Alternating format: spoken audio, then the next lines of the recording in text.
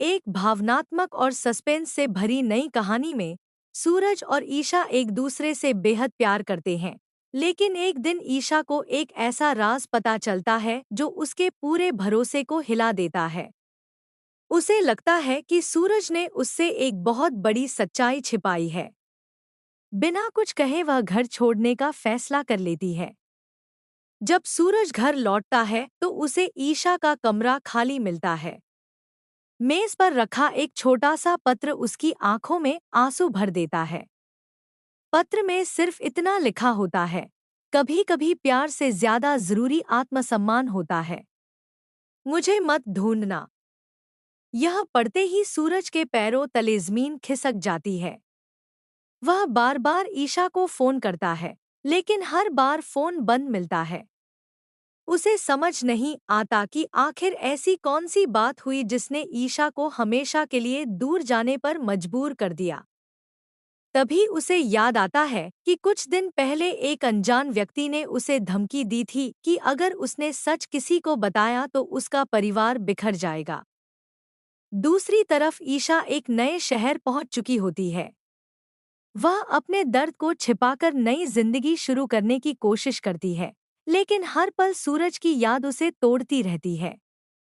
उसके मन में बार बार यही सवाल आता है कि क्या सूरज सच में दोषी था या वह किसी बड़ी साजिश का शिकार बन गया। उधर सूरज सच का पता लगाने निकल पड़ता है। उसे धीरे धीरे ऐसे सबूत मिलने लगते हैं जो बताते हैं कि किसी तीसरे व्यक्ति ने दोनों के बीच गलतफहमियां पैदा की थी। जितना वह सच के करीब पहुंचता है, उतना ही उसके सामने नए रहस्य खुलते जाते हैं। उसे पता चलता है कि ईशा तक पहुंचने वाली हर झूठी जानकारी पहले से ही योजना बनाकर भेजी गई थी। जब सूरज आखिरकार ईशा तक पहुंचता है, तब तक बहुत देर हो चुकी होती है। ईशा उसका सामना करने से भी इनकार कर देती है।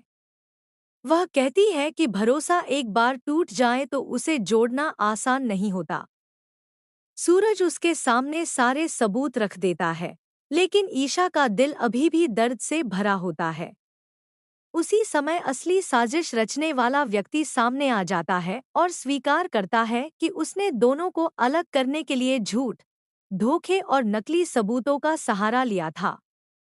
यह सुनकर ईशा हैरान रह जाती है। उसे एहसास होता है कि उसने बिना पूरी सच्चाई जाने एक बड़ा फैसला ले लिया था। लेकिन कहानी यहीं खत्म नहीं होती।